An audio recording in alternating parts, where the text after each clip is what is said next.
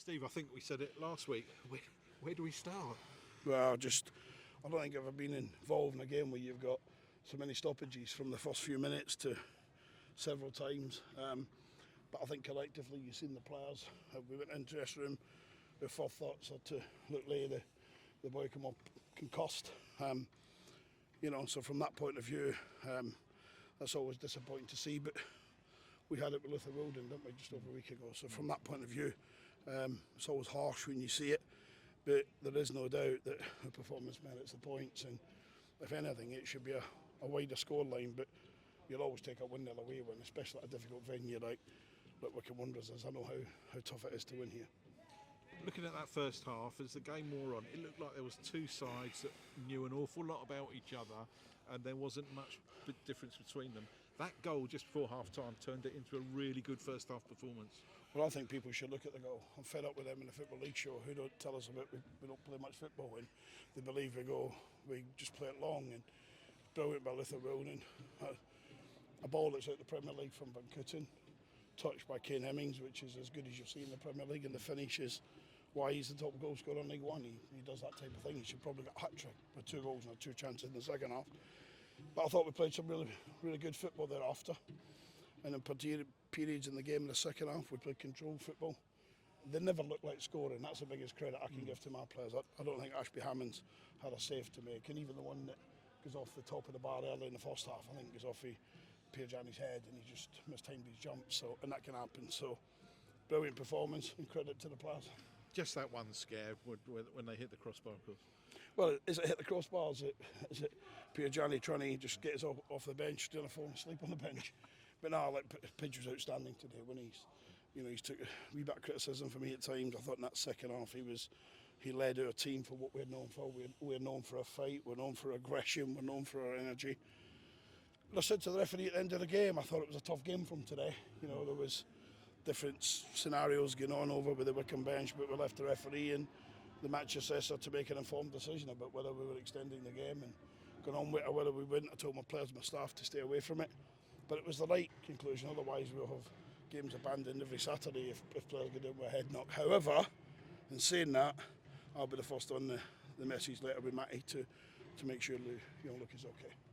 There were the 2 incidents, weren't there? Because Jamie Reid had hit the ground and the Stevenage fans behind there made their opinion quite clear about what had happened. And then there was the knock to Lee here, of course. What was your view of it? Well, 1,000,000%. I see the boy Lee go down, and I'm momentarily turned away, and then I seen a shout, but I've now had the opportunity to quickly in the dressing room look back at the footage. It's just a red card. He just boots Jamie Reid right across the knees, and I don't think the referee seen it. I think the referee had moved into position. I'm looking at the assistant referee. Should he see it again? He might be trying to get up the pitch when the free kick's given a little bit, so I'll give him the benefit of the doubt, but it should definitely be a red card. I think they know. I think, speaking to Big Tavazzoli and Richard Keogh, 2 lads that are top class for their level, and if one's played for me and one I've hated every time he's played against me, and Keogh hates a big man, but he's a character, he's a brilliant person, great lad.